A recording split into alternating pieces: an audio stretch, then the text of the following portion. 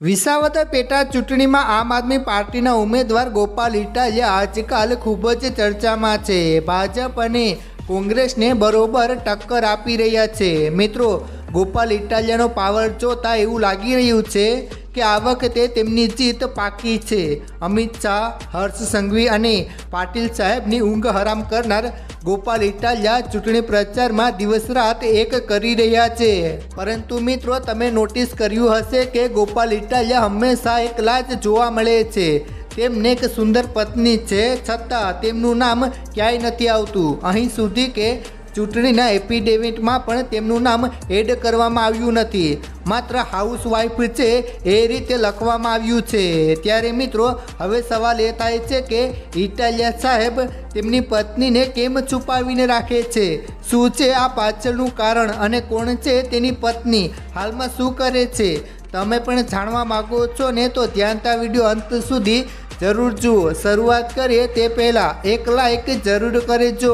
મિત્રો, ગુજરાત પોલીસમાં કોન્સ્ટેબલ રહી ચૂકેલા ગોપાલ ઇટાલિયા પાટીદાર આંદોલનના મુખ્ય ચહેરાઓ પૈકીનો એક છે।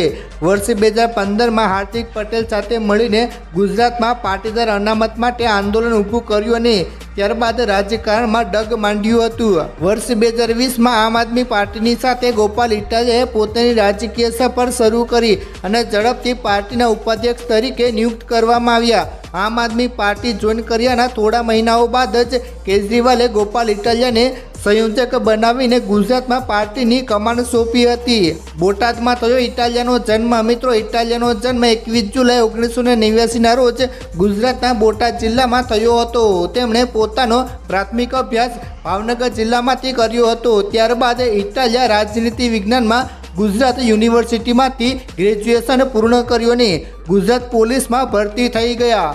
વર્ષ 2013માં ગોપાલ ઇટાલિયા અમદાવાદના મધુપુરા પોલીસ સ્ટેશનમાં એક કોન્સ્ટેબલ તરીકે કામ કર્યું અને વર્ષ 2014માં અમદાવાદમાં કલેક્ટરેટમાં મહેસૂલી ક્લાર્ક તરીકે પણ કામ કર્યું હતું। સરકારી નોકરી પણ કરી ચૂક્યા છે ઇટાલિયા। મિત્રો, સરકારી નોકરી કરતા સમયે ગોપાલ ઇટાલિયા સામાજિક અને રાજનીતિક કાર્યોમાં રસ લેતા હતા।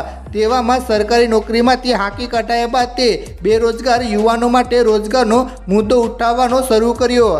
શરૂઆતી તબક્કામાં ઇટાલિયાએ બોટાદ જિલ્લામાં પાટીદાર અનામત આંદોલન સમિતિ સાથે જોડાયા અને પટેલ સમુદાય માટે અનામતની માંગ ઉઠાવી। ત્યારબાદ પાટીદાર અનામત આંદોલન સમિતિએ હાર્દિક પટેલના નેતૃત્વમાં પાટીદાર અનામત આંદોલનના મુદ્દે આંદોલન ઊભું કર્યું તો ગોપાલ ઇટાલિયા તેની સાથે ખંભે ખંભો મિલાવીને આગળ વધ્યા। આનંદીબેન સરકારમાં પાટીદાર અનામતની માંગ ઉઠાવનારા યુવાનો પૈકીના એક ઇટાલિયા પણ હતા। વર્ષ 2017માં ઇટાલિયા ગુજરાત પોલીસ કોન્સ્ટેબલ હતા। તેવામાં તેણે દારૂના કડક પ્રતિબંધ મુદ્દે ઉપમુખ્યમંત્રી રહી ચૂકેલા નીતિન પટેલને ફોન કર્યો હતો, જેની એક વિડીયો ક્લિપ પણ સોશિયલ મીડિયામાં ખૂબ જ વાયરલ થઈ હતી। જેના કારણે ઇટાલિયાએ પોલીસ કોન્સ્ટેબલ બનીને આરોપ લગાવ્યો હતો કે નવા કાયદામાં દારૂની કિંમતમાં વધારો થયો અને પોલીસ રાજનેતાઓ બુટલેગર્સ વચ્ચે ગઠબંધનને મજબૂત કર્યું છે। જોકે ત્યારબાદ તેના પર ભારતીય દંડ સંહિતાની કલમ 120 હેઠળ કાર્યવાહી કરવામાં આવી હતી। ગૃહ રાજ્યમંત્રીને છૂટું જૂતું માર્યું અને ફરી એકવાર ચર્ચામાં આવ્યા। મિત્રો, વર્ષ 2017માં ગુજરાતના ગૃહ રાજ્યમંત્રી પ્રદીપસિંહજી જાડેજા પર ઇટાલિયાએ જૂતું ફેંક્યું હતું, જેના કારણે ઇટાલિયાને સેવા નિયમોનું ઉલ્લંઘન કરવા બદલ સસ્પેન્ડ કરી દેવામાં આવ્યા હતા। ઇટાલિયા તે સમય સુધી પાટીદાર સમુદાયના નેતા બની ચૂક્યા હતા।